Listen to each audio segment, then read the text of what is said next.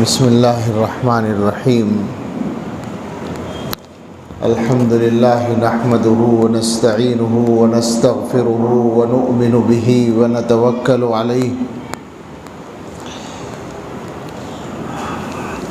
ونعوذ باللہ من شرور انفسنا ومن سیئات اعمالنا من يهده الله فلا مضل له ومن يضلله فلا هادي له ونشهد أن لا إله إلا الله وحده لا شريك له ونشهد أن سيدنا ونبينا ومولانا محمدا عبده ورسوله صلى الله تعالى عليه وعلى آله وأصحابه وبارك وسلم تسليما كثيرا أما بعد فأعوذ بالله من الشيطان الرجيم بسم الله الرحمن الرحيم قل إن كنتم تحبون الله فاتبعوني يحببكم الله ويغفر لكم ذنوبكم والله غفور رحيم صدق الله العظيم قال رسول الله صلى الله عليه وسلم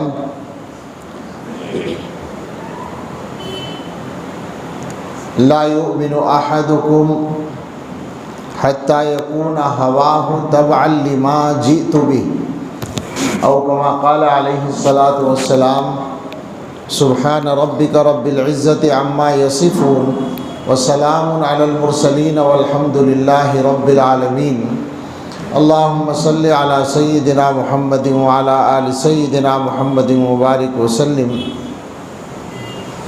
اللهم صل على سيدنا محمد وعلى آل سيدنا محمد وبارك وسلم اللهم صل على سيدنا محمد وعلى آل سيدنا محمد وبارك وسلم اللہ تعالیٰ کا کرم ہے کہ آپ حضرات کی خدمت میں حاضری کا موقع ملا اور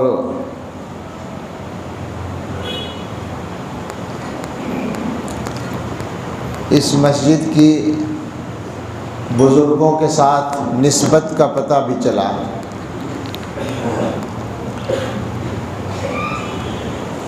تقدیری بات یہ کہ اس وقت مجھے کچھ دوپہر سے بخار کی کیفیت ہو گئی، اس کی وجہ سے ہمت پست ہے اور دن میں 2 بیان بھی کر چکا ہوں، لیکن یہاں آنے کا حق ہے کہ کچھ عرض کیا جائے، تو کوشش کرتا ہوں اللہ آسان فرمائے۔ اس مسجد کو سلسلہ نقشبندیہ کے بہت ممتاز اور مقبول بافیض مشائخ سے نسبت رہی ہے، خاص طور سے حضرت مولانا عبد المالک صدیقی رحمۃ اللہ علیہ،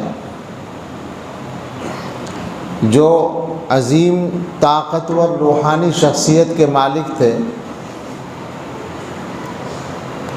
اور ان کے فیض کا سلسلہ بر صغیر کے تینوں ملکوں میں پھیلا ہوا تھا، بلکہ جب ہندوستان تقسیم نہیں ہوا تھا تو یہیں رہتے تھے وہ پسونڈا میں، اور ان کے خلفاء میں بڑے بڑے علماء کے نام ہیں۔ حضرت مولانا عبدالحق حقانی بانی دارالعلوم حقانیہ اکوڑا خٹک، جو دارالعلوم دیوبند کے بڑے استاذ رہ چکے تھے اور بعد میں تقسیم کی وجہ سے ادھر رک گئے اور وہاں ادارہ قائم کیا۔ اسی طرح حضرت مولانا محمد حیات صاحب سنبھلی رحمۃ اللہ علیہ، حیات العلوم مراد آباد کے بانی، اور اس طرح کے بڑے بڑے علماء۔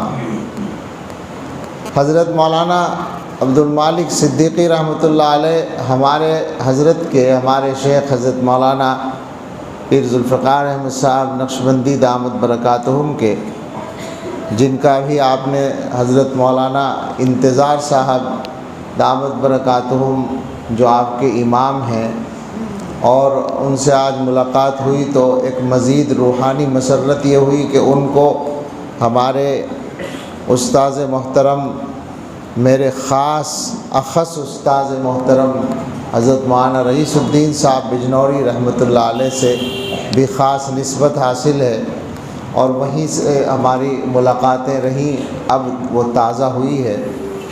انہوں نے حضرت کا تعارف کرایا تو حضرت صدیقی رحمۃ اللہ علیہ ہمارے حضرت کے دادا پیر بھی تھے اور خسر بھی، اور ان حضرات کا، بلکہ ان کے بھی شیخ حضرت خواجہ فضل علی قریشی رحمۃ اللہ علیہ کا اور مولانا عبد المالک صاحب کا بھی حضرات اکابر علماء دیوبند سے بہت قریبی محبت کا اور آپس میں جانبین سے احترام کا تعلق تھا۔ خواجہ فضل علی قریشی رحمۃ اللہ علیہ دیوبند تشریف لے گئے، اور حضرت مولانا صدیقی رحمۃ اللہ علیہ نے اس کی رودات بیان کی ہے کہ حضرت شیخ الاسلام حضرت مدنی رحمۃ اللہ علیہ کو پتہ چلا کہ وہ جانے والے ہیں، تو وہ حضرت تشریف لائے مسجد میں ان کی خدمت میں، اور کہا کہ حضرت مجھے حدیث کا سبق پڑھانا ہے، مگر اس سے پہلے آپ سے ایک بات کی منظوری لینی ہے، ورنہ میں پڑھانے نہیں جاؤں گا۔ تو انہوں نے فرمایا کیا بات ہے؟ تو فرمایا کہ آپ کم سے کم 3 دن قیام کریں۔ جب انہوں نے وعدہ کر لیا تو حضرت پڑھانے کے لیے تشریف لے گئے۔ یہ تھوڑا سا تذکرہ میں نے اس لیے کیا کہ پس منظر کا اندازہ ہو جائے۔ ہمارے حضرت ایک بات سنایا کرتے ہیں، اور وہ بات ہے خواجہ فضل علی قریشی رحمۃ اللہ علیہ کی۔ ان کی شخصیت بہت زیادہ بافیض اور طاقتور شخصیت تھی۔ ہمارے حضرت سنایا کرتے ہیں ان کے بارے میں کہ وہ مسکین پور ان کا جو مقام تھا، وہاں پر جنگل میں کھیت میں جا رہے تھے، کھیت کی جو ڈول ہوتی ہے اس پر چل رہے تھے، اتفاق ہوا کہ سامنے سے ایک آدمی آیا، اور وہ آدمی غیر مقلد تھا، لہٰذا وہ تصوف کا اور صوفیہ کا مخالف تھا۔ تو وہ خواجہ صاحب کو سلام بھی نہیں کرتا تھا، یہ سمجھتا تھا کہ یہ تو تصوف والے لوگ ہیں، یہ تو بدعتی ہیں۔ تو جب سامنا ہی ہو گیا تو اس نے یہ سوچا کہ اب ان کو سلام کرنا پڑے گا، بات کرنی پڑے گی، تو اس کے بجائے اچانک اس نے یہ کہا کہ خواجہ صاحب میں حج کو جا رہا ہوں۔ اس نے سوچا کہ میں حج کا ذکر کروں گا تو ان کی توجہ ادھر چلی جائے گی اور پھر یہ مجھ سے کوئی بات نہیں کریں گے، لیکن سامنا ہو رہا تھا، بالکل ڈول ایک ہی تھی، وہ ادھر سے آ رہا تھا، حضرت ادھر سے جا رہے تھے، لہٰذا گزرنا تو برابر سے تھا ہی۔ جیسے ہی وہ قریب آیا تو انہوں نے، خواجہ فضل علی قریشی نے اس کے سینے پر، دل پر انگلی لگا کر کہا کہ حج کو جا رہے ہو تو اللہ اللہ کرتے رہنا۔ اب یہ کر کے وہ آگے چلے گئے اور وہ اپنے راستے پر چلا گیا، اور وہ حج کو جانے ہی والا تھا، لہٰذا وہ حج کو بھی چلا گیا۔ اور جب وہ حج سے واپس آیا تو لوگوں نے بتایا جو اس کے قافلے میں تھے کہ یہ تو بالکل ایک الگ آدمی ثابت ہوا، اس سفر میں سارے قافلے کی خدمت کرتا رہا اور بس یہ کہتا رہا کہ پتہ نہیں اس خواجہ نے میرے دل میں کیا آگ لگا دی ہے۔ آ کر وہ بیت ہو گیا اور اس کی زندگی بدل گئی۔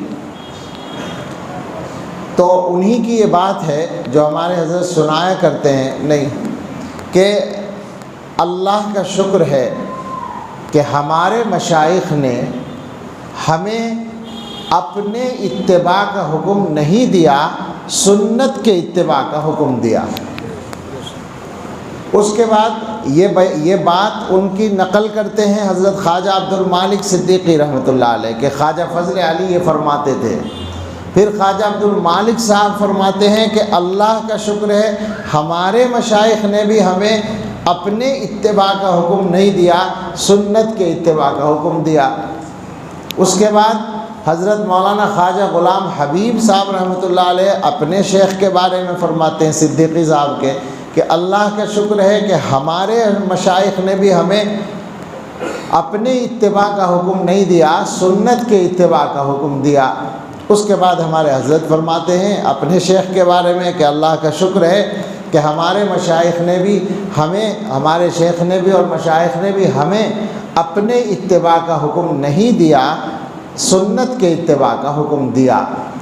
اور اب اللہ کی توفیق سے ہمیں یہ کہنے کا موقع ہے، اور میں پہلی بار نہیں کہہ رہا ہوں، میں زامبیا میں کہہ چکا ہوں یہ بات، یا ملیشیا میں، اب میں کہتا ہوں کہ اللہ کا شکر ہے، بالکل میں علی الاعلان کہتا ہوں، ذمہ داری سے کہتا ہوں، دارالعلوم دیوبند کی نسبت رکھنے والے ایک ادنا فرد کی حیثیت سے کہتا ہوں کہ الحمدللہ اللہ کا شکر ہے ہمارے مشائخ نے بھی، ہمارے شیخ نے بھی ہمیں کبھی اپنے اتباع کا حکم نہیں دیا، سنت کے اتباع کا حکم دیا۔ لہٰذا اسی کو سمجھنا ہے اور اسی پر تھوڑی سی بات کرنی ہے۔ تصوف کا جو خلاصہ ہمارے اکابر کے یہاں ہے وہ شریعت کا اتباع ہے۔ تصوف کے موضوع پر جب کبھی بات ہوتی ہے، لکھا جاتا ہے، بولا جاتا ہے، تو اس کی شاخیں اور اس کے موضوعات اتنے زیادہ مختلف ہیں کہ ایک عام آدمی ان کا تصور نہیں کر سکتا۔ حد یہ ہے کہ تصوف کے نام کو اتنا زیادہ تقسیم کیا گیا ہے کہ تصوف کے نام پر ایسے ایسے سلسلے دنیا میں وجود میں آئے اور ابھی بھی پائے جاتے ہیں کہ جن میں تصوف سے اشتغال رکھنے کے لیے مسلمان ہونا بھی ضروری نہیں۔ دوسرے مذہبوں کے لوگ بھی صوفی ہوتے ہیں باقاعدہ۔ میں نے زیادہ نہیں پڑھا ہے، لیکن قدرت اللہ شہاب جو ایک مشہور آدمی ہیں پڑوسی ملک کے، اعلیٰ افسر رہے ہیں، انہوں نے شہاب نامہ ان کی کتاب ہے جس میں بہت ساری چیزیں ہیں۔ وہ ہالینڈ میں ایک زمانے میں اپنے ملک کے سفیر تھے، تو انہوں نے ہالینڈ میں جو ایک صوفیوں کا سلسلہ تھا، عنایت علی خان صوفی تھے ہندوستان کے، ان کا سلسلہ تھا، اس کا ذکر کیا ہے تفصیل سے، اور اس سلسلے سے تعلق رکھنے والے خود ہالینڈ کے رہنے والے عیسائی لوگ بھی تھے جن سے ان کے تعلقات تھے۔ تو اب ظاہر ہے کہ جب یہ صورتحال ہے تو تصوف کے جو لوگ مخالف ہیں ان کو کہنے کا بہت اچھا موقع ہے کہ تصوف میں تو کسی مذہب کی بھی قید نہیں ہے، اور وہ تو ہندو جوگیوں کی تعلیمات سے متاثر ہے اور فلاں ہیں فلاں ہیں۔ لیکن اللہ رب العزت نے ہر دور میں دین کے معاملات کو صاف ستھرا کرنے کے لیے افراد پیدا کیے ہیں، شخصیات پیدا کی ہیں۔ ہندوستان میں سب سے طاقتور شخصیت جس کے ذریعے سے اللہ تعالیٰ نے دین کی اصل حقیقت کو ظاہر فرمایا وہ امام ربانی مجدد الفسانی رحمۃ اللہ علیہ کی شخصیت ہے۔ حضرت امام ربانی سلسلہ نقشبندیہ کے بھی مجدد ہیں۔ انہوں نے اس سلسلے کو عجیب و غریب انداز سے صاف بھی کیا اور ترقی بھی دی، اس کی تفصیل میں جانے کا موقع نہیں۔ اس کے بعد یہ سلسلہ پھیلا ہے اور تصوف کے دوسرے سلسلے بھی پھیلتے رہے ہیں۔ ہمارے اکابر دیوبند کا جب وقت آیا تو ان سے اللہ تعالیٰ نے دین کے تمام شعبوں کے صاف کرنے کا کام لیا، دین کے تمام شعبوں کی تجدید کا کام لیا۔ تو اسی میں سے تصوف کا بھی معاملہ ہے کہ اس بیچ والے وقفے میں حضرت مجدد رحمۃ اللہ علیہ کے بعد بھی نقشبندی سلسلے میں بھی اور چشتیہ میں بھی اور دوسرے سلسلوں میں بھی جو کچھ ادھر ادھر کی چیزیں شامل ہوئیں، اصل میں تصوف کے اندر بدعات کا شامل ہونا بہت آسان ہوتا ہے، یہ ایک عجیب و غریب حقیقت ہے۔ اس لیے اہل حق کو تصوف کے معاملے میں بہت زیادہ چوکس رہنے کی ضرورت ہوتی ہے۔ ہم نے دیکھا حضرت کے یہاں ایک مرتبہ ایک نام زیر غور تھا اجازت دینے کے لیے، تو وہ قریب ترین آدمی تھے حضرت کے اور نہایت شاندار تربیت یافتہ آدمی، لیکن ہم نے محسوس کیا کہ حضرت کو تردد ہے، بہت تردد کر رہے ہیں۔ تو ہم نے عرض کیا کہ حضرت کیا بات ہے؟ تو فرمایا کہ اصل میں مجھے پریشانی یوں ہو رہی ہے کہ وہ عالم نہیں ہے، اور تصوف میں بدعت شامل ہونے کا خطرہ بہت رہتا ہے، آدمی اگر عالم ہو تو کم سے کم وہ بدعت سے بچا رہے۔ تو پھر ایک ساتھی نے بتایا کہ حضرت وہ باقاعدہ پڑھنا شروع کر چکے ہیں، اور سال سوم تک کی کتابیں، وہ انجینئر تھے اصلاً وہ صاحب، سال سوم کی کتابیں اس وقت پڑھ رہے ہیں۔ جب یہ پتہ چلا کہ باقاعدہ عالم بننے کے راستے پر چل رہے ہیں تو پھر حضرت مطمئن ہو گئے، کہا پھر ٹھیک ہے۔ تو ہمارے اکابر نے تصوف کے تمام سلسلوں کو سنت کتابیں بنا دیا۔ تصوف کا جو لفظ ہے وہ اس کی تفصیلات میں نہیں جانا، لیکن اصل چیز وہ ہے جو قرآن کریم کی آیت ہمارے عزیز مولانا قاری محمد عثمان صاحب نے تلاوت کی، کما ارسلنا فیکم رسولا منکم یتلو علیکم آیاتنا ویزکیکم۔ پیغمبر صلی اللہ تعالیٰ علیہ وسلم کے فرائض میں سے اللہ تعالیٰ نے دوسرے نمبر پر جو ذمہ داری بیان کی ہے، انسانوں کو ٹھیک کرنا، انسانوں کو صاف ستھرا کرنا، ان کو برائیوں سے پاک کرنا، ان کی تربیت کرنا، یہ ہمارا تصوف ہے۔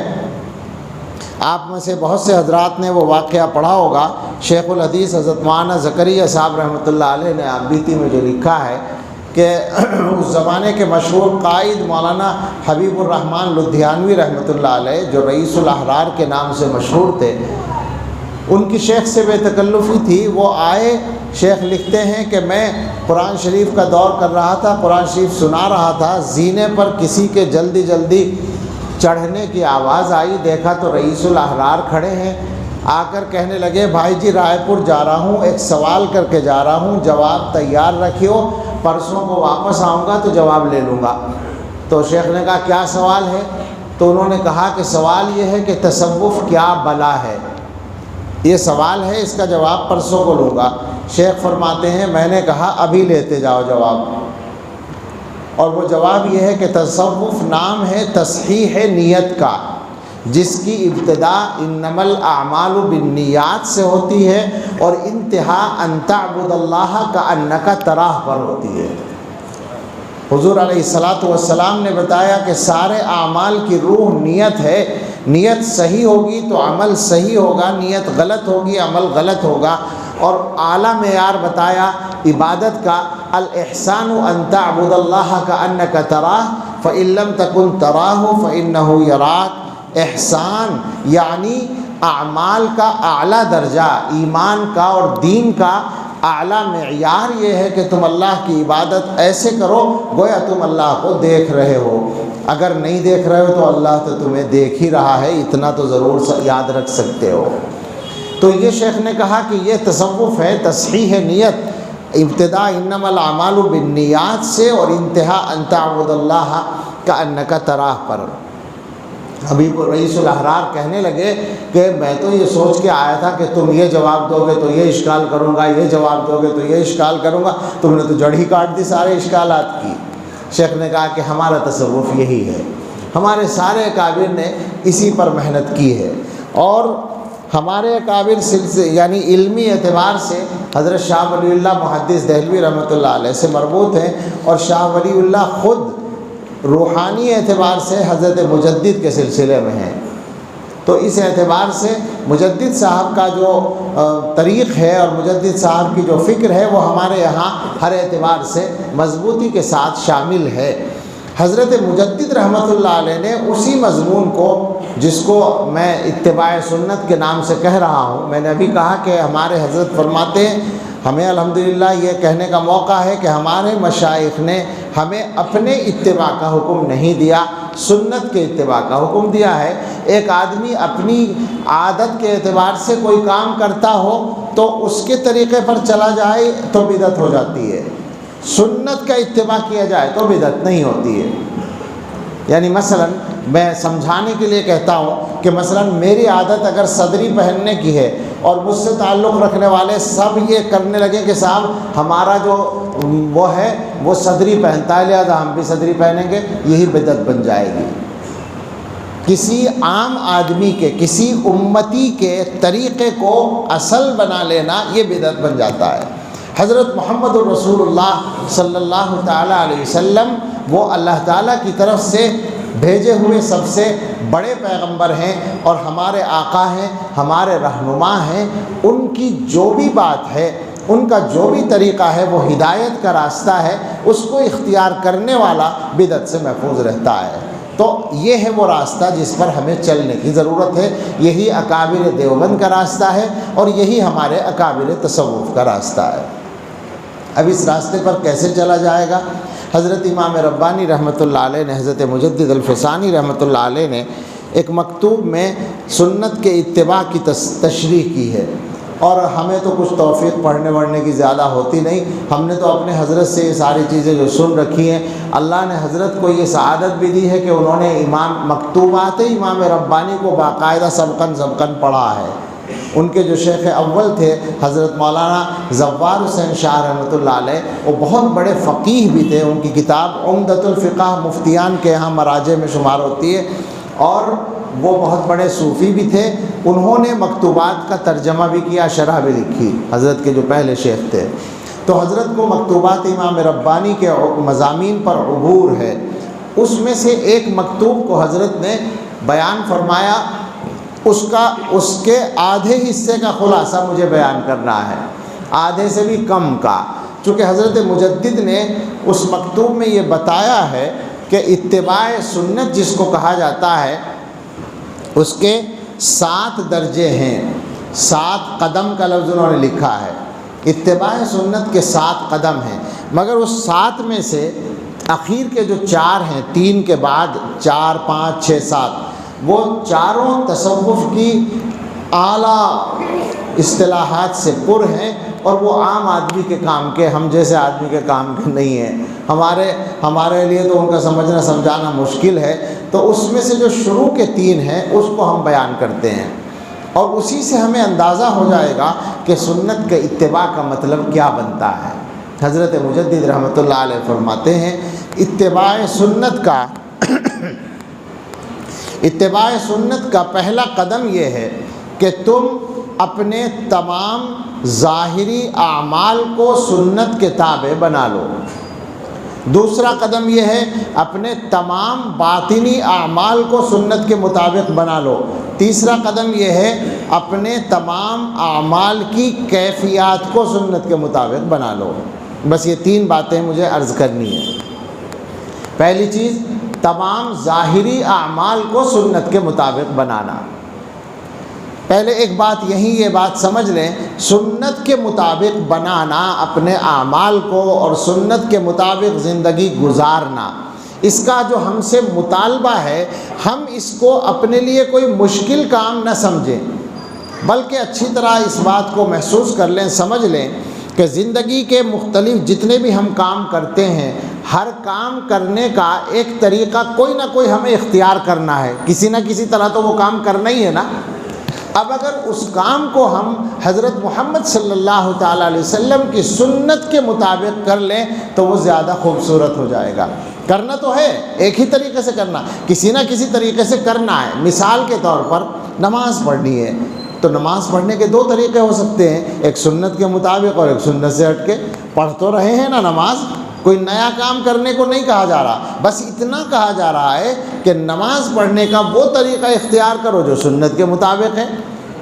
آپ سڑک پر جا رہے ہیں، چلنے کے 2 طریقے ہو سکتے ہیں، ایک طریقہ سنت کے مطابق ہے، ایک طریقہ سنت کے خلاف۔ بس یہ کہا جا رہا ہے کہ سنت والے طریقے کو اختیار کر لو، تو کوئی نئی ڈیوٹی نہیں لگتی۔ اتباع سنت کی ذمہ داری جو ہے، اتباع سنت کی جو گزارش ہے، اس میں ہماری ڈیوٹی بڑھتی نہیں ہے بلکہ آسان ہو جاتی ہے اور خوبصورت ہو جاتی ہے اور کامیابی کی گارنٹی ہو جاتی ہے۔ یعنی بالکل ایسا ہے جیسے آپ سے کوئی پوچھے کہ مجھے نئی دلی ریلوے اسٹیشن جانا ہے، تو ایک راستہ تو کوئی لمبا والا راستہ ہو، اور آپ یہاں کے رہنے والے ہیں، ایک راستہ آپ کو مختصر معلوم ہے، تو اس کے لیے آسانی کس میں ہے؟ جو مختصر راستہ ہے آپ وہ بتا دیں اس کو کہ اس طرح چلے جاؤ، بس جانا تو کسی نہ کسی راستے سے ہے، مگر خود اس کے لیے آسان ہے وہ راستہ جو جاننے والا بتا رہا ہے۔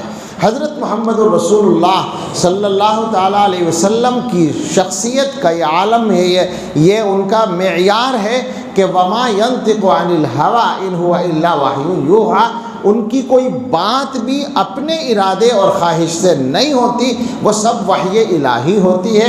لہٰذا یہ بات پکی ہے کہ سنت جو بھی ہے وہ اللہ تعالیٰ کا پسندیدہ طریقہ ہے۔ اب کوئی انسان اگر سنت کے مطابق زندگی گزارے تو دو فائدے ہو جائیں گے، ایک تو اس کو ناکامی کا ڈر نہیں رہے گا، دوسرے وہ اللہ کا پسندیدہ بندہ بن جائے گا۔ اچھا، اس کے بعد ایک بات اور سمجھنے کی ہے کہ حضرت محمد صلی اللہ تعالیٰ علیہ وسلم اللہ تعالیٰ کے محبوب ہیں، اور انسانی دنیا میں جس انسان سے سب سے زیادہ محبت کی گئی ہے وہ شخصیت بھی حضرت محمد صلی اللہ تعالیٰ علیہ وسلم کی ہے۔ دنیا میں لوگوں نے بہت زیادہ محبتیں کسی نہ کسی سے کی ہیں، بہت سے لوگ ایسے ہیں جن کے چاہنے والے لاکھوں ہیں، کروڑوں ہیں، لیکن جتنے چاہنے والے حضرت محمد صلی اللہ تعالیٰ علیہ وسلم کے ہیں، اتنے چاہنے والے دنیا میں کسی کے نہیں ہوئے۔ تو حضور محبوب ہیں۔ ہمارے اکابر یہ فرماتے ہیں اللہ تعالیٰ نے حضور کی ہر سنت کے ساتھ محبوبیت جوڑ دی ہے، لہٰذا جو آدمی جتنی زیادہ سنت پر عمل کرے گا لوگوں کے دلوں میں اس کی اتنی محبت پیدا ہوتی چلی جائے گی۔ تو زندگی کو آسان بنانا اور دنیا میں محبوب بن جانا، اس کا راستہ بھی سنت کا اتباع ہے۔ حضور علیہ الصلاۃ والسلام اللہ کے بھی محبوب ہیں، انسانوں کے بھی محبوب ہیں، تو حضور کے طریقے پر چلنے والا آدمی بھی اللہ کا پسندیدہ انسان بنتا ہے اور انسانوں کا محبوب بن جاتا ہے۔ یہی راز ہے اتباع سنت کی زندگی گزارنے والے حضرات کی مقبولیت کا۔ ہم نے اس کے نظارے اپنے حضرت کے ہاں دیکھے ہیں اور اکابر کے ہاں پڑھے اور سنے ہیں۔ ہم نے پڑھا ہے شیخ الاسلام حضرت مدنی رحمۃ اللہ علیہ کے بارے میں، ان کی محبوبیت کا جو عالم تھا وہ کچھ عجیب و غریب تھا۔ ہم نے سنا کہ جلال آباد کے مدرسے میں جلسہ تھا، بھیڑ بہت تھی، حضرت اس میں جایا کرتے تھے، حضرت مولانا مسیح اللہ صاحب ان کے شاگرد تھے، تو وہاں جلسے میں جانا ہوتا تھا۔ حضرت مولانا مسیح اللہ صاحب نے حضرت کی راحت کے خیال سے اعلان کر دیا کہ مسافہ نہیں ہوگا۔ اب مسافے کے لیے لوگ پریشان تھے۔ ایک دیہاتی قریبی کھڑا تھا، اس نے سوچا کہ مسافہ تو اب ہونے کا نہیں، کیا کروں؟ تو اس نے جلدی سے حضرت کا کرتا پکڑا اور یوں کہا کہ تو ہی مدنی تھوڑا، تارا کرتا بھی مدنی، یعنی اپنی محبت کا اظہار اس نے اس طرح سے کر دیا۔ جدھر چلے جاتے تھے ایک خلقت کا ہجوم ہو جاتا تھا، اور یہ ان کے بارے میں اپنے بڑوں سے سنا کہ جہاں جہاں کا انہوں نے سفر کیا وہاں وہاں ہدایت آ گئی اور وہاں مدرسے قائم ہو گئے، بدعت ختم ہو گئی، سنت پھیل گئی۔ یہ حضرت کے بارے میں سنا ہے، اور میں نے مفتی سعید احمد صاحب رحمۃ اللہ علیہ کا تو یہ لفظ ہے، وہ کہنے لگے حضرت کے بارے میں تواتر سے سنا ہے، جگہ جگہ یہ بات معلوم ہوتی ہے کہ جہاں وہ گئے ہیں۔ جس سے پہلے جیسے حضرت سید احمد شہید رحمۃ اللہ علیہ کے بارے میں ہے کہ ان کی شخصیت کا یہ عالم تھا کہ ان کی صحبت میں جو کچھ دیر رہ لیا وہ ساری عمر کے لیے متبع سنت بن جاتا تھا، تو اسی طرح سے حضرت مدنی رحمۃ اللہ علیہ کی شخصیت کی تاثیر تھی کہ جہاں بھی وہ گئے وہاں سے بدعتیں ختم ہو گئی اور سنت وہاں عام ہو گئی۔ تو کہنا یہ تھا کہ سنت پر چلنے کو ہم اپنے لیے کوئی الگ ڈیوٹی تصور نہ کریں، یہ نہ سوچیں کہ جی ہمیں تو یہ تو بڑا مشکل کام ہے کہ ہر کام سنت کے مطابق کرو۔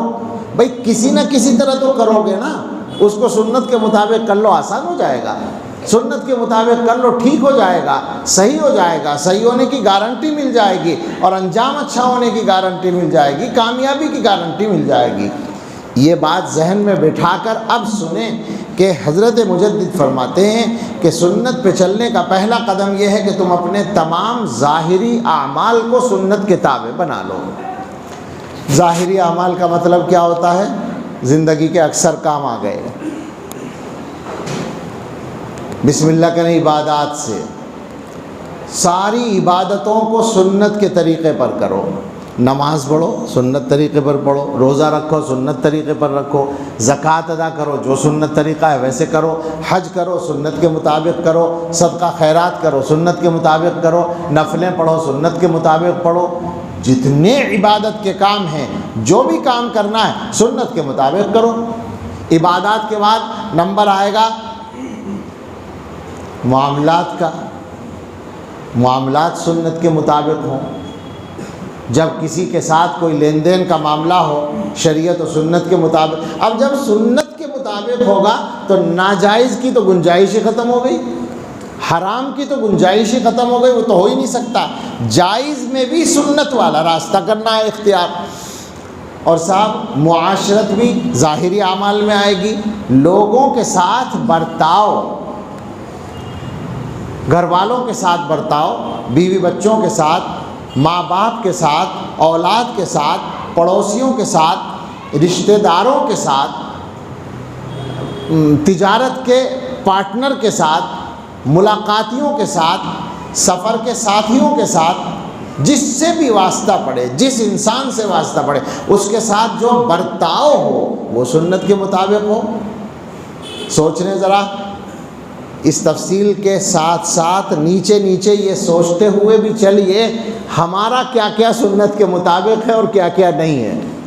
اگر آپ غور کریں گے تو ہم لوگوں نے اپنا نقصان خود ہی بہت زیادہ کر رکھا ہے، اسی طریقے سے کہ ہم کسی کام میں سنت پہ عمل کرنے کو تیار ہی نہیں ہے۔ یعنی اس کی مثال کے طور پر میں کہتا ہوں، بیچ میں بات روک کر، کہ سب سے زیادہ انسان کو اپنے گھر والوں سے واسطہ پڑتا ہے، محبت بھی ان سے ہوتی ہے، وہ قریب بھی ہوتے ہیں، ان کی ضرورت بھی ہوتی ہے، ان کے بغیر کام بھی نہیں چلتا۔ مگر ایمانداری سے سوچ کے بتائیں کہ ہم میں سے کتنے لوگ ہیں جو اپنی بیوی کے ساتھ سنت کے مطابق سلوک کرتے ہوں، بچوں کے ساتھ سنت کے مطابق کرتے ہوں، والدین کے ساتھ سنت کے مطابق کرتے ہوں؟ کتنے لوگ ہیں ہم میں سے؟ ہمارا حال یہ ہے، ذرا سی بات پہ غصہ آ جاتا ہے اور غصے میں ادھر ادھر ہو جاتے ہیں، ڈانٹ دیتے ہیں، پٹائی بھی کر دیتے ہیں۔ بعض لوگ، جو لوگ عورتوں پر ہاتھ اٹھاتے ہیں، کتنا ظلم کرتے ہیں، جی چاہتا ہے کہ ان کی پٹائی کی جائے۔ میں سچ کہتا ہوں، میں پٹائی وٹائی کرنے کا عادی نہیں ہوں، مجھ سے جن لوگوں نے پڑھا ہے انہیں شاید ہی یہ شرف حاصل ہوا ہو کہ گستاخی میں نے کی ہو۔ مجھے 35 سال 32 33 سال ہو گئے، 35 ہی ہو گئے پڑھاتے ہوئے، 35 طلبہ کی بھی پٹائی نہیں کی، مگر ایسے لوگوں کی پٹائی کرنے کو میرا جی چاہتا ہے، سچ کہتا ہوں، جو گھر والوں کے ساتھ زیادتی کریں، بچوں کے ساتھ، والدین کے ساتھ۔ کس کے ساتھ ہمارا سلوک سنت کے مطابق چل رہا ہے؟ سوچنے کی بات ہے۔ اسی طرح سے رشتہ داروں کے ساتھ، میں سوچ رہا تھا مثال کیا تھی، رشتہ داروں کے ساتھ۔ رشتہ دار وہ ہوتا ہے جس سے ہمارا ایک رشتہ وہ ہے، خونی تعلق ہے، ان کے ساتھ کیا معاملہ چل رہا ہے۔ سب سے زیادہ جھگڑے سگے بھائیوں کے درمیان ہیں، بھائی بہنوں کے درمیان ہیں۔ اگر سنت کے مطابق معاملہ ہوتا تو جھگڑے کیوں ہوتے؟ اگر ہر ایک کا یہ مزاج ہو کہ صاحب اس کا حق پورا پہنچ جائے اس کو، تو جھگڑا ہوگا؟ حق کی بات کر رہا ہوں، وہ تو واجب ہے، لازم ہے، جو کسی کا حق ہے اس کو دینا لازم ہے، اور اس کے بعد پھر اس کے ساتھ برتاؤ، اخلاق کا برتاؤ۔ مگر ہم لوگ تو اخلاق کا برتاؤ شاید اجنبیوں کے ساتھ تھوڑا بہت کر لیں، اپنے رشتہ داروں کے ساتھ تو کرنا ہی نہیں جانتے۔ ان کے ساتھ تو وہی سختی کا معاملہ، ان کے ساتھ تو وہی تبادلے کا معاملہ، برابری کا معاملہ۔ تو نے فلاں وقت مجھے ایسا کہا تھا، اب میں بتاؤں گا تجھے، میں نہیں تیرے یہاں آؤں گا، میں تجھ سے کوئی تعلق نہیں رکھوں گا۔ اچھے اچھے دیندار کہلانے والے لوگ اس حماقت میں مبتلا ہیں اور سمجھتے ہیں کہ ہم بڑا نیک کام کر رہے ہیں، خاصابی میں پڑے ہوئے ہیں۔ وہ یہ سمجھتے ہیں کہ یہ تو غیرت کی بات ہے ہماری۔ سمجھ رہے ہیں آپ؟ میں بیماری بتا رہا ہوں۔ رشتہ داروں سے جو برائی دل میں رکھتے ہیں وہ غیرت سمجھ کر رکھتے ہیں، حالانکہ وہ غیرت نہیں ہے، بیوقوفی ہے، کچھ بھی نہیں ہے، وہ شریعت کے خلاف بات ہے۔ ہمیں تو حضور علیہ الصلاۃ والسلام کی جو سنت کا حکم بتایا گیا ہے وہ یہ کہ دشمنوں کو بھی معاف کرنا ہے، رشتہ دار تو رشتہ دار ہوتے ہیں۔ کوئی کہ تمہارے ساتھ برا سلوک کرے اس کے ساتھ اچھا سلوک کرنا ہے۔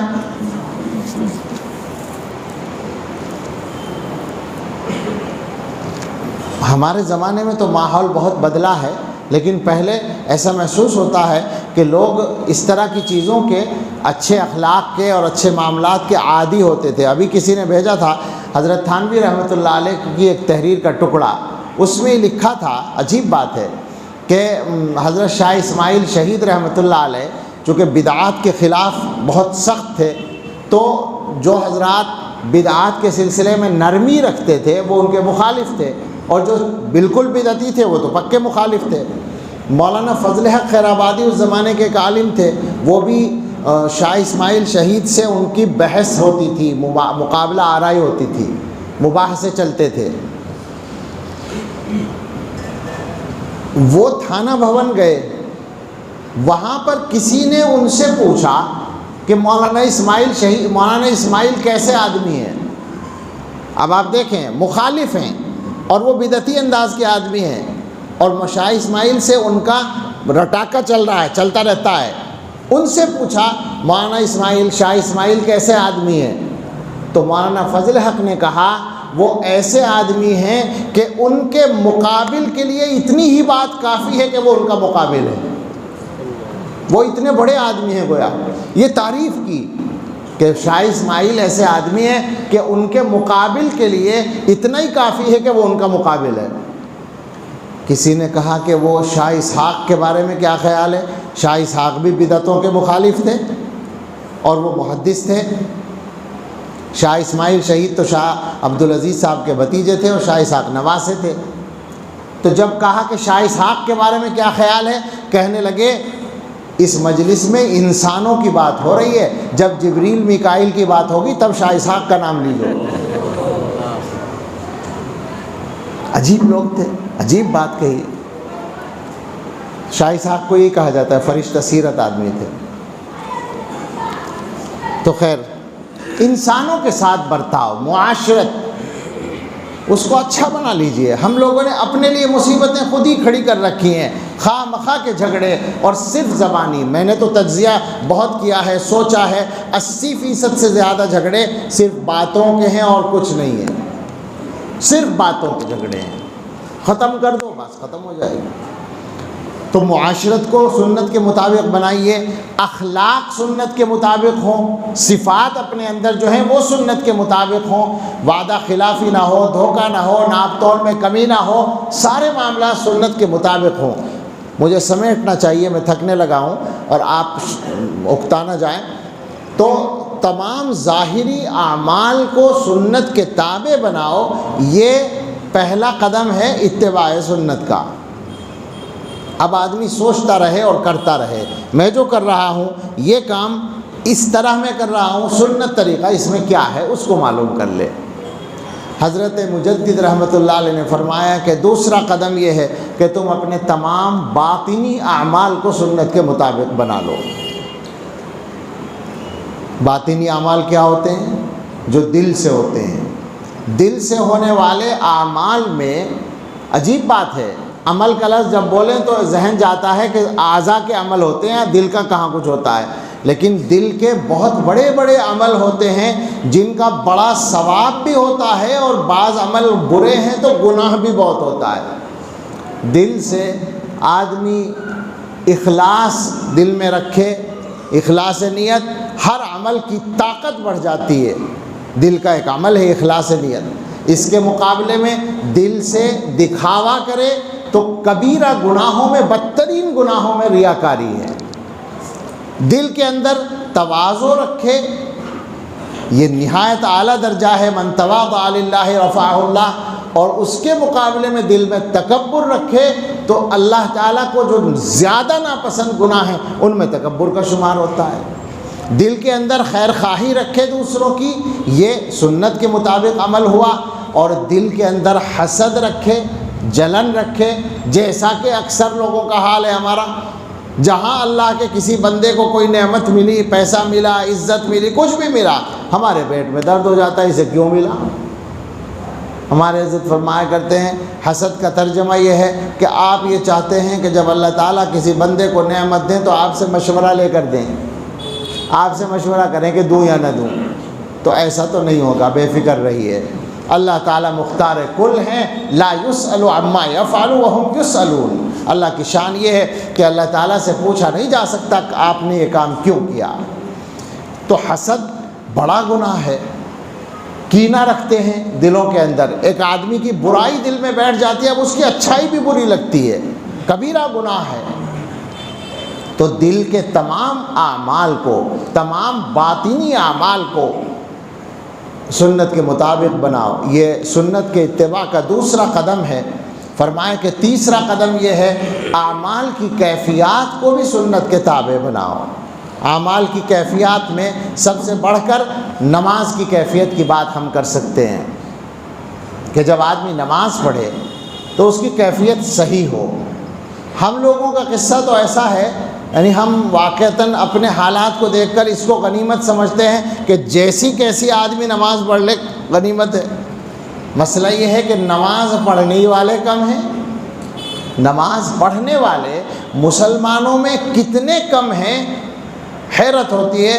یعنی اسلام میں جس چیز کو تمام فرائض میں سر فہرست رکھا گیا اس کو ادا کرنے والے، پابندی سے ادا کرنے والے 10% نہیں ہیں۔ جو صحیح تجزیہ علماء کا ہے، بعض علماء نے تو 2% کہہ رکھا ہے۔ میں تو لوگوں سے ڈر کے ذرا سا بڑھا دیتا ہوں کہ کوئی کیا کہے گا کہ صاحب یہ تو کہہ رہے ہیں 10% نمازی نہیں ہے، لیکن اس واقعہ ایسا ہی ہے، پابند نماز 10% نہیں ہے جو جماعت سے نماز کی پابندی کرتے ہوں مسلمانوں میں۔ یہ حال ہمارا ہے۔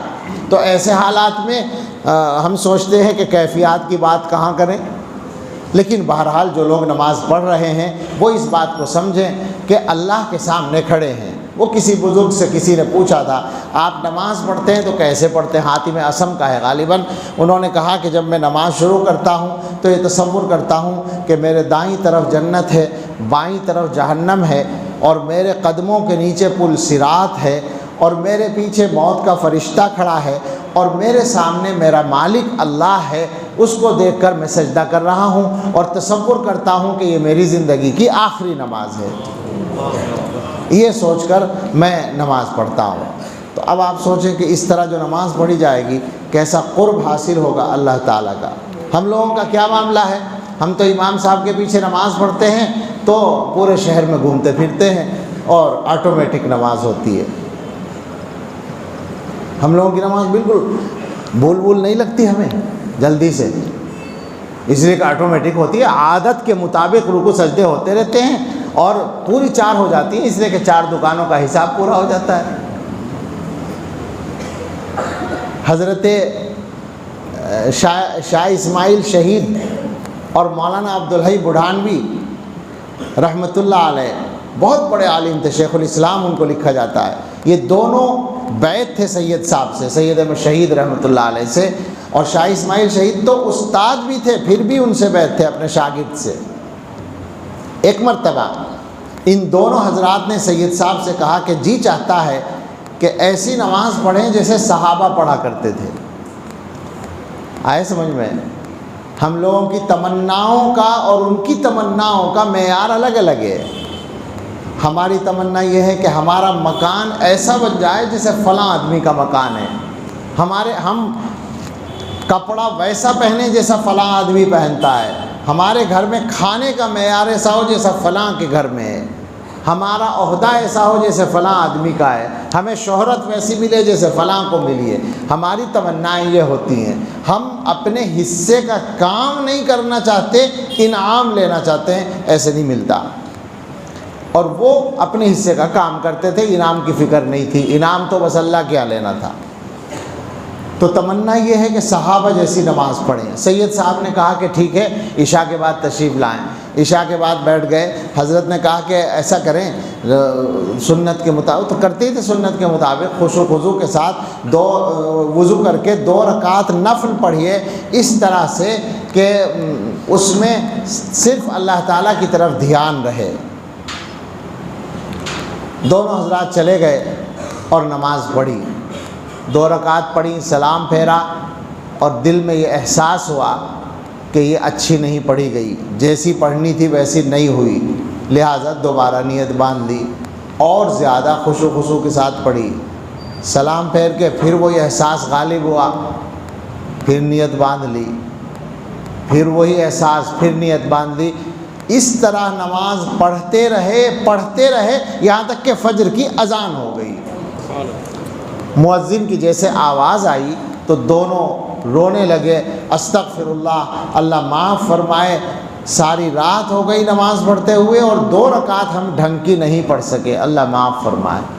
اور یہ کہتے ہوئے سید صاحب کے پاس پہنچ گئے. وہیں تھے وہ کہ حضرت ساری رات ہو گئی نماز پڑھتے ہوئے, اللہ معاف کرے ہم سے تو ابھی تک 2 رکعت صحیح نہیں پڑھی گئی. حضرت نے کہا سید صاحب نے کہ ہو گئی صحابہ جیسی نماز. صحابہ کے بارے میں قرآن میں یہی تو ہے, کانوا قلیلا من اللیل ما یہجعون وبالاسحار ھم یستغفرون, رات کو کم سوتے تھے اور صبح کو استغفار کرتے تھے. یعنی صحابہ کا جو عمل ہے وہ یہ ہے کہ وہ عبادت کر کے استغفار کرتے تھے کہ ہم سے صحیح عبادت نہیں ہوئی. وہی آپ نے کر لیا, ساری رات عبادت کی اور اب اللہ سے معافی مانگ رہے ہیں. یہ ہے وہ کیفیت جو چاہیے. ہم لوگوں کا کیسے بنے گا یہ کام؟ ہمارا قصہ تو ایسا ہے کہ ہم تو گناہ کر کے اللہ سے استغفار نہیں کرتے, وہ عبادت کر کے اللہ سے استغفار کرتے تھے. تو ہمیں تو بدلنے کے لیے بہت محنت کی ضرورت ہے, اور وہ محنت یہی ہے جو ہمارے بزرگوں کے سلسلوں میں کرائی جاتی ہے. اس کا مقصد یہی ہوتا ہے کہ دلوں کی کیفیتیں بدلیں. تو حضرت مجدد رحمۃ اللہ علیہ نے فرمایا کہ یہ 3 قدم ہوئے. پہلا یہ کہ تمام ظاہری اعمال کو سنت کے تابع بنا لو, دوسرا ہے کہ تمام باطنی اعمال کو سنت کے تابع بنا لو, اور تیسرا ہے کہ تمام اعمال کی کیفیات کو سنت کے تابع بنا لو. اور اس کے ساتھ یہ بھی جوڑ لیں کہ یہ ساری چیزیں اس وقت معتبر ہوں گی جب ہمارا ایمان اور عقیدہ صحیح ہوگا. ہمیشہ یہ بات ذہن میں رکھنا ضروری ہے کہ جو کچھ ہوتا ہے اللہ کی طرف سے ہوتا ہے. ہمارے تبلیغی جماعت والے احباب نے تو ترجمہ یہ بنا رکھا ہے لا الہ الا اللہ محمد الرسول اللہ کا, اللہ کے سوا کوئی معبود نہیں, جو کچھ ہوتا ہے اللہ سے ہوتا ہے, اللہ کے سوا کسی سے نہیں ہوتا. یہ عقیدہ رکھو, یہ ہے لا الہ الا اللہ کا ترجمہ. بالکل صحیح ہے, بہت اچھی بات ہے یہ. اب یہ عقیدے کا ذکر میں نے اس لیے کیا کہ ہمارے معاملات میں یہ کمزوری بھی چل رہی ہے عام طور پر. اس لیے کہ ہم جب کسی آزمائش کا اللہ بچائے شکار ہوتے ہیں تو ہمارے دلوں میں شکایت پیدا ہوتی ہے. اور وہ شکایت کس سے ہوتی ہے؟ غور کریں گے تو اللہ ہی سے ہوتی ہے. اور آپ سوچ لیں کہ اللہ سے شکایت کا کیا مطلب ہے. اللہ سے شکایت کا مطلب وہ ہم نے اپنے آپ کو بندہ نہیں سمجھا. بندہ ہونے کا مطلب تو یہ ہے کہ ہم پورے طور پر اللہ تعالیٰ کے ہاتھ میں ہیں. اللہ تعالیٰ جس طرح چاہیں اس طرح کریں ہمارے ساتھ, وہ ان کو اختیار ہے, اور جو کچھ وہ کریں وہ انصاف ہے, اور جو کچھ کریں وہ رحمت ہے. اگر یہ بات بندے کے ذہن میں رہے تو زندگی آسان ہو جائے. تو اللہ پر پورا اعتماد بھروسہ اور توکل کے معنی میں بھی, اور اس معنی میں بھی کہ اللہ کی رضا میں راضی رہنا ہے. جو کچھ ہوتا ہے اللہ کی طرف سے ہوتا ہے. اب ہمارے بھائی اور بہنیں تو پریشان ہیں کہ ہمارے گھر میں بچہ نہیں ہوا تو وہ فلاں نے بند کر دیا, لہذا علاج کراؤ, تعویذ کراؤ. ہمارا کاروبار ٹھپ ہو گیا تو فلاں نے جادو کر دیا. یعنی گویا اللہ کی طرف سے نہیں ہوتا, فلاں اور فلاں بندوں کی طرف سے ہوتا ہے. یہی ہو رہا ہے نا زندگی میں. جو عملاً ہو رہا ہے وہ یہ ہو رہا ہے کہ اللہ تعالیٰ کے بجائے بندوں کو مختار مان رکھا ہے. حالانکہ اللہ تعالیٰ نے بتا رکھا ہے اللہ تعالیٰ جو چیز دینا چاہے اس کو کوئی روک نہیں سکتا, اور روکنا چاہے تو وہ کوئی دے نہیں سکتا. یہ اللہ کا نظام ہے, اور یہ اللہ کی طاقت ہے, اور یہ اللہ کی قدرت ہے. تو بہرحال عقیدہ صحیح کرنے کے بعد پھر یہ کام آدمی کرے کہ اپنے تمام ظاہری اعمال کو, تمام باطنی اعمال کو, اور اعمال کی کیفیات کو سنت کے تابع بنا لے, تو کہا جائے گا کہ اس نے سنت پہ عمل کیا. یہ تھوڑا سا خلاصہ ہے میں گویا کم علمی اور میرے ناقص مطالعے کے ساتھ جو کچھ مجھے سمجھ میں آیا, یاد آیا, میں نے عرض کیا. دعا کریں کہ اللہ تعالی ہم سب کو یہ راستہ عطا فرمائے جو سنت کا راستہ ہے, یہ راستہ جو ہمارے اکابر نے ہمارے لیے واضح کیا ہے, اور دنیا میں جینے کا سب سے شاندار راستہ یہی ہے. محجۃ بیضاء لیلھا کنہارھا سوا, حضرت محمد صلی اللہ تعالیٰ علیہ وسلم کا سنت کا راستہ جس کا دن رات دونوں شاندار اور روشن ہیں. اللہ رب العزت ہم سب کو زندگی اسی طریقے پر گزارنے کی توفیق عطا فرمائے, آمین. اللہ تعالیٰ ان حضرات کو جنہوں نے ہمیں یہاں بلایا اور موقع دیا اور ہمارے ساتھ بیٹھے, اللہ ان سب کو ہماری طرف سے جزائے خیر عطا فرمائے, آمین. وآخر دعوانا ان الحمد للہ رب العالمین. دعا کر لیں.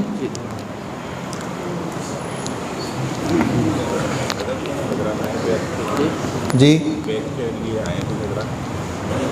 کچھ حضرات کہتے ہیں کہ بیعت کے لیے آئے ہیں، تو ٹھیک ہے پھر ہم توبہ کے کلمات پڑھ لیتے ہیں. جو حضرات بیعت کی نیت سے آئے ہیں وہ بیعت کی نیت سے کلمات پڑھ لیں. جو کسی دوسرے شیخ سے بیعت ہیں اور وہ شیخ حیات ہیں وہ بیعت کی نیت بالکل نہ کریں، بلکہ وہ یہ کریں کہ اپنے شیخ سے اپنا رابطہ مضبوط کریں. شیخ ہونے کے لیے بالکل ضروری نہیں کہ وہ چشتی ہو، نقشبندی ہو، قادری ہو، فلاں ہو، ضروری ہے کہ دیوبندی ہو. کیوں مولانا؟ ٹھیک ہے، ضروری ہے کہ اہل حق میں سے ہوں. بس اتباع سنت ساری چیزوں کا خلاصہ ہے. اس راستے پر جو آدمی ہے وہ آپ کا شیخ ہو سکتا ہے. تو اب کچھ حضرات یہاں ارادہ کر کے آئے ہیں تو میری ذمہ داری ہے کہ میں پڑھوا دوں کلمات. تو کلمات جو ہم پڑھتے ہیں بیعت کے لیے وہ وہی ہیں جو توبہ کے لیے بھی پڑھتے ہیں. تو توبہ کی نیت سے سارا مجمع پڑھ لے، اور بیعت کی نیت صرف وہ حضرات کریں جو بیعت کے ارادے سے آئے ہیں، اور دعا کے بعد وہ قریب آ کر قلب کی نشاندہی بھی کرا لیں. بسم اللہ الرحمن الرحیم. لا الہ الا اللہ محمد الرسول اللہ صلی اللہ علیہ وسلم. آمنت باللہ وملائکتہ وکتبہ ورسلہ والیوم الآخر والقدر خیرہ وشرہ من اللہ تعالی والبعث بعد الموت. آمنت باللہ کما ہوا باسمائہ وصفاتہ وقبلت جمیع احکامہ اقرار باللسان وتصدیق بالقلب. اشہد ان لا الہ الا اللہ واشہد ان محمدا عبدہ ورسولہ. استغفر اللہ ربی من کل ذنب واتوب الیہ. جن حضرات نے بیعت کی نیت کی ہو وہ معمولات بھی شروع کر دیں. معمولات جو ہوتے ہیں تصوف کے سلسلوں میں وہ عملیات نہیں ہوتے بلکہ وہ اعمال ہوتے ہیں. اس کو اچھی طرح سمجھ رہے ہیں. وہ وظیفے نہیں ہوتے کہ فلاں مقصد حاصل کرنے کے لیے، بلکہ اپنے آپ کو ٹھیک کرنے کے لیے کچھ کام ہوتے ہیں. تو وہ 5 چیزیں ہیں جن کو کرنا ہے. استغفار پڑھنا ہے، استغفر اللہ ربی من کل ذنب واتوب الیہ، صبح شام 100 مرتبہ. درود شریف پڑھنا ہے صبح شام 100 مرتبہ. قرآن کریم روزانہ پڑھنا ہے. یہ معمولات کا حصہ ہے باقاعدہ. قرآن کریم کے بارے میں ہم لوگوں کا جو رویہ ہے، جو طرز عمل ہے، وہ انتہائی خطرناک ہے ہمارے لیے. قرآن کے لیے نہیں، قرآن کو تو کوئی خطرہ نہیں ہے. میں نے آج دوپہر ان کے یہاں بات کرتے ہوئے کہا کہ قرآن سے تعلق بڑھانے کی ضرورت اس لیے نہیں کہ قرآن کی حفاظت کرنی ہے، بلکہ قرآن کے ذریعے اپنی حفاظت کرنی ہے. قرآن ایمان کا بھی محافظ ہے اور جان کا بھی محافظ ہے اور روزی کی برکت کا بھی ضامن ہے. ہم لوگ خواہ ادھر ادھر پریشان پھرتے ہیں اور قرآن نہیں پڑھتے. قرآن کی تلاوت لازم ہے. قرآن کی تلاوت تو سبھی کریں اور استغفار و درود بھی سبھی پڑھیں، لیکن آپ جنہوں نے بیعت کی ہے وہ باقاعدہ اس کو ضروری سمجھ کر کریں. استغفار، درود شریف، ایک تسبیح صبح شام، اور قرآن کریم کی تلاوت روزانہ جتنی ہو جائے زیادہ سے زیادہ کرنے کی کوشش کریں، ناغے کے بغیر کریں. چوتھا کام ہے کہ ہر وقت اللہ تعالیٰ کو یاد رکھنے کا ارادہ کرتے ہوئے عادت ڈالیں. یعنی بار بار ذہن میں لائیں میرا اللہ مجھے دیکھ رہا ہے. سب کام اپنے کرتے پھریں، جہاں جانا ہو جائیں، جو کام کرنا ہو کریں. ذہن میں یہ رہے کہ جہاں کہیں بھی ہوں، جو کچھ بھی کروں، اللہ دیکھ رہا ہے. جب یہ استحضار ہوگا تو گناہوں سے بچنا آسان ہوگا. اور 5واں کام ہے تھوڑی دیر بیٹھ کر مراقبہ. مراقبے کے بارے میں ذرا سا 1 منٹ میں بات کرنا چاہوں گا. 2 باتیں. ایک تو یہ کہ مراقبے کا صحیح طریقہ جو ہے اس کو سمجھ لیں. بعض جگہ کچھ اضافے ہو جاتے ہیں. بعض جگہ میں گیا تو محسوس ہوا ایسا. صرف یہ ہے کہ دل سے اللہ اللہ کہنا ہے. ہمارے حضرت جو بتاتے ہیں ان کے الفاظ یہ ہوتے ہیں کہ باوضو قبلہ رخ بیٹھ جائیں، آنکھ بند کر لیں، نیت کریں کہ اللہ کی رحمت آ رہی ہے، میرے دل میں سما رہی ہے. حضرت کے الفاظ یہ ہوتے ہیں. اور میرے دل سے گناہوں کی سیاہی دھل رہی ہے، دور ہو رہی ہے، اور میرا دل اللہ اللہ کہہ رہا ہے۔ اب جتنی دیر بیٹھیں تو دل سے کہیں اللہ اللہ، سوچیں کہ دل کہہ رہا ہے اللہ اللہ، یعنی ذکر کرنا ہے اس میں ذات کا، مگر زبان سے نہیں کرنا ہے، دل سے کرنا ہے۔ یہ مراقبے کا صحیح طریقہ ہے۔ باقی اس میں ہو ہا آواز یہ وہ یا سانس سے کوئی آواز کچھ نہیں چاہیے، یہ غلط ہے۔ صرف اس طرح سے بیٹھ کر سوچنا ہے، وہ دل کے اندر پھر وہ جو بات پیدا ہوگی اس کا آپ کو خود اندازہ ہو جائے گا۔ دوسری بات یہی کہنی ہے کہ یہ بہت ضروری کام ہے، اور اسی سے اصل انسان کے اندر تبدیلیاں آتی ہیں۔ جیسے چشتیہ کے یہاں ذکر جہری ہوتا ہے تو وہ اس لیے نہیں ہے کہ وہ اصل ذکر جہری میں ہر وقت لگا کے رکھنا چاہتے ہیں، بلکہ اس لیے کہ دل پر اس کی چوٹ پڑے تو دل بدلے، جب دل بدلے گا تو گناہ چھوٹیں گے، شریعت پر عمل آسان ہوگا۔ یہی اس کا مقصد ہے، اصل مقصد یہ بیماریوں کا علاج اسی سے ہوتا ہے۔ تو اس کو زبردستی کریں، جب شروع میں عادت نہ ہو تو کوشش کر کے کریں، اور اگر آپ کو ذوق لگ گیا تو یہ خود زبردستی پھر ہو جایا کرے گا، آپ چاہیں نہ چاہیں وہ خود کرا لیا کرے گا اپنے آپ۔ ایسا مزہ پھر اس میں ہوتا ہے۔ دنیا کا سب سے لذیذ کام اللہ کی یاد ہے، اچھی طرح یقین کر لیں۔ ہم جیسے گناہگار بھی آپ کو یقین دلا سکتے ہیں کہ دنیا میں سب سے مزیدار کام جو ہے وہ اللہ کی یاد ہے۔ کوئی مزہ مزہ نہیں، کوئی خوشی خوشی نہیں، تیرے بغیر زندگی موت ہے، زندگی نہیں۔ بہرحال یہ 5 کام ہیں، ان کو کریں، اللہ تعالیٰ اپنا فضل فرمائے اور ہمیں شریعت و سنت کے مطابق زندگی نصیب فرمائے۔ الحمدللہ رب العالمین والصلاة والسلام علی سیدنا محمد وآلہ واصحابہ اجمعین۔ ربنا آتنا فی الدنیا حسنۃ وفی الآخرۃ حسنۃ وقنا عذاب النار۔ ربنا لا تزغ قلوبنا بعد اذ ہدیتنا وہب لنا من لدنک رحمۃ انک انت الوہاب۔ ربنا ہب لنا من ازواجنا وذریاتنا قرۃ اعین واجعلنا للمتقین اماما۔ اللہم انک عفو تحب العفو فاعف عنا۔ اللہم ان قلوبنا ونواصینا وجوارحنا بیدک لم تملکنا منہا شیئا فاذا فعلت ذلک بنا فکن انت ولینا واہدنا الی سواء السبیل۔ اللہم لک الحمد شکرا ولک المن فضلا۔ اللہم انا نسألک التوفیق لمحابک من الاعمال وصدق التوکل علیک وحسن الظن بک۔ سبحان خالق النور۔ اللہم لا تہلکنا فجاءہ ولا تأخذنا بغتہ ولا تغفلنا عن حق ولا وصیہ۔ اے اللہ، ہم آپ کے کچھ بندے یہاں مسجد میں جمع ہوئے، اے اللہ یہاں جمع ہونے کا مقصد ڈرتے ڈرتے کہتے ہیں آپ کو پانا تھا، آپ کو راضی کرنا تھا۔ چھوٹا منہ بڑی بات بن جاتی ہے۔ اے اللہ، ہم چاہتے یہی ہیں، ہم دل سے چاہتے ہیں آپ ہم سے راضی ہو جائیں۔ اللہ، ہمارے جمع ہونے کا مقصد توبہ کرنا تھا اور آپ کو راضی کرنے کی کوشش کرنا تھا۔ اے اللہ، ہم سب سے راضی ہو جائیے۔ اے اللہ، ہمارے گناہ معاف فرما دیجئے۔ اے اللہ، اگر آپ ہم سے راضی ہو جائیں گے، آپ کا کچھ خرچ نہیں ہوگا، ہمارا کام بن جائے گا۔ آپ اگر راضی نہیں ہوں گے، ہمیں معاف نہیں کریں گے، آپ کا کوئی فائدہ نہیں ہوگا، ہمارا بہت نقصان ہو جائے گا، ہمارا بیڑا غرق ہو جائے گا۔ اے اللہ، ہمیں یقین ہے کہ آپ کو اپنے بندوں سے محبت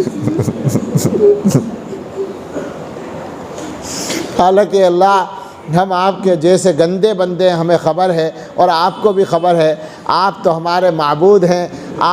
آپ کی شان یہ ہے کہ آپ عالم الغیب والشہادہ ہیں۔ آپ کی شان یہ ہے کہ آپ ہر عیب سے پاک ہیں، ہر کمی سے پاک ہیں، اولاد و والد سے پاک ہیں، بیوی سے پاک ہیں، ضرورت سے پاک ہیں، فائدہ اٹھانے کی ضرورت سے پاک ہیں۔ آپ کا نام بلند ہے، آپ کی شان بڑی ہے۔ اے اللہ، آپ خالق و مالک ہیں۔ اے اللہ، آپ قادر مطلق ہیں، آپ مختار کل ہیں۔ اے اللہ، آپ قدوس و سلام ہیں۔ اے اللہ، آپ جبار و متکبر ہیں۔ اے اللہ، آپ کی شان بہت بڑی ہے۔ اے اللہ، ہم آپ کے بندے ہیں، ہم گندے ہیں، ہم گناہگار ہیں، ہم کمزور ہیں۔ ہم ضرورتوں سے لت پت ہیں، گندگیوں سے لت پت ہیں، گناہوں کے ڈھیر ہم نے اکٹھے کر رکھے ہیں۔ اے اللہ اس کے باوجود ہمیں یہ معلوم ہے کہ آپ اپنے بندوں کو معاف کرنا پسند کرتے ہیں۔ اے اللہ اپنے فضل سے یہی معاملہ ہمارے ساتھ فرما دیجئے، ہمیں سچی پکی توبہ نصیب فرما دیجئے۔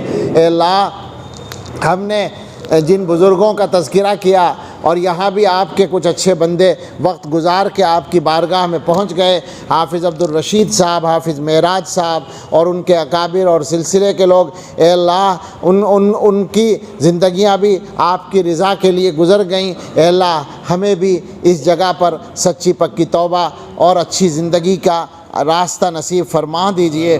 ہم نے سنت کی باتیں کی ہیں، اے اللہ اپنے فضل سے اس گناہگار کو بھی اور سارے سننے والوں کو بھی اتباع سنت نصیب فرما دیجئے۔ اے اللہ جسمانی اور روحانی بیماریوں سے شفا دے دیجئے۔ ہم میں، ہمارے گھر والوں میں، متعلقین میں، اہل ایمان میں جو بیمار ہیں سب کو صحت کاملہ دے دیجئے۔ جو مقروض ہیں ان کے قرض ادا کرا دیجئے، جو بے گھر ہیں انہیں آرام دہ گھر دے دیجئے، جو بے اولاد ہیں انہیں نیک صالح اولاد دے دیجئے، جن کے بچے بگڑ گئے ہیں اللہ ان کو نیکوکار بنا دیجئے۔ اے اللہ جن کے بچوں کی شادیاں نہیں ہوئی ان کی شادیاں صحیح وقت پر آسان فرما دیجئے۔ اے اللہ جو بیٹیاں گھروں میں پریشان ہیں ان کو سکون کی زندگی عطا فرما دیجئے۔ اے اللہ اولادوں کے سلسلے میں ہماری اچھی تمنائیں پوری فرما دیجئے، اولادوں کے غم سے ہم سب کی حفاظت فرمائیے۔ اے اللہ اپنی رحمت، اپنی توفیق، اپنی مدد ہمارے شامل حال فرما دیجئے۔ اے اللہ یہاں بڑی تعداد میں علماء بھی جمع ہوئے، اس گناہگار کے ساتھ میں بیٹھے، اے اللہ ان کے آنے کو قبول فرما لیجئے۔ جو بھی احباب جمع ہوئے سب کے آنے کو قبول فرما لیجئے، ہمارے جمع ہونے کو خیر پر فرما دیجئے اور جدا ہونے کو بھی خیر پر فرما دیجئے، اور ہمارے جمع ہونے کو نافع اور مقبول بنا دیجئے۔ اے اللہ اس امت کے کاموں میں اے اللہ خیر و برکت، عزت، وقعت، عافیت مقدر فرما دیجئے۔ وبائی بیماری کی وجہ سے دین کے جو کام رکے ہوئے ہیں یا اپنے رنگ پر نہیں آئے، اے اللہ اپنے فضل سے سب کاموں کو، مدارس کے کام کو، دعوت تبلیغ کے کام کو، اصلاحی کاموں کو، حرمین شریفین کی حاضری کو اور دین کے ہر کام کو پہلے سے زیادہ رونق اور قوت اور حشمت کے ساتھ جاری فرما دیجئے اور اپنی خاص مدد شامل حال فرما دیجئے۔ اے اللہ اپنے دین کے خدام کی مدد فرما دیجئے۔ اے اللہ اس امت کی جو آپ کا کلمہ پڑھتی ہے، جو آپ کے پیغمبر صلی اللہ تعالیٰ علیہ وسلم کا نام لیتی ہے، اے اللہ اس امت کی مدد فرما دیجئے اور اس کو اس کی عظمت رفتہ عطا فرما دیجئے۔ اے اللہ ہم پوری امت کی طرف سے آپ سے یہ بات کہتے ہیں کہ دنیا میں اس وقت ہماری بات سننے والا کوئی نہیں ہے، ہمارے پاس ہماری بات پہنچانے کے لیے آپ کی بارگاہ کے علاوہ کوئی بارگاہ نہیں ہے۔ اے اللہ دنیا میں کوئی بھکاری ایک دروازے پر جاتا ہے، نہ ملے تو اس کے سامنے 10-20 دروازے ہوتے ہیں، کہیں نہ کہیں سے اس کو ضرور مل سکتا ہے، لیکن ہم ایسے بھکاری ہیں ہمارے پاس آپ کے در کے علاوہ مانگنے کے لیے کوئی در نہیں ہے۔ اور اے اللہ ہم آپ کے بھروسے پر کہتے ہیں کہ ہم کسی اور در پہ ہاتھ پھیلانا بھی نہیں چاہتے، ہم آپ کے ہی در سے لینا چاہتے ہیں۔ اے اللہ اپنے در سے عطا فرما دیجئے، محروم نہ فرمائیے۔ اے اللہ قبول فرما لیجئے ان ساری دعاؤں کو بھی اور اس سے پہلے اور بعد کی دعاؤں کو بھی اے اللہ قبول فرما لیجئے، اور اے اللہ ان دعاؤں میں ہمارے تمام اہل محبت کو، دعاؤں کے لیے کہنے والوں کو، دعاؤں کا حق رکھنے والوں کو، ہمارے محسنین کو شامل فرما لیجئے۔ اے اللہ سب کے حق میں دعائیں قبول فرما لیجئے۔ ہم سب کے سامنے کچھ نہ کچھ کام ہوں گے اور رکاوٹیں بھی ہوں گی، ضرورتیں بھی ہوں گی، مشکلات بھی ہوں گی۔ اے اللہ کاموں کی رکاوٹیں دور فرما دیجئے، مشکلات سے بچا لیجئے، ضرورتیں آسانی سے پوری فرما دیجئے، اور ہم سب کے دلوں کی اچھی تمنائیں پوری فرما دیجئے اور بری تمناؤں سے ہمارے دلوں کو پاک کر دیجئے۔ اللہم انا نسألک خیر المسألۃ وخیر الدعاء وخیر النجاح وخیر العمل وخیر الثواب وخیر الحیات وخیر الممات انک علی کل شیء قدیر۔ سبحان ربک رب العزۃ عما یصفون وسلام علی المرسلین والحمد للہ رب العالمین۔ मुफ्ती कासिम बिजनौरी के YouTube चैनल को सब्सक्राइब करें और बेल आइकॉन को दबाएं ताकि वीडियो की नोटिफिकेशन आपको सबसे पहले मिल सके।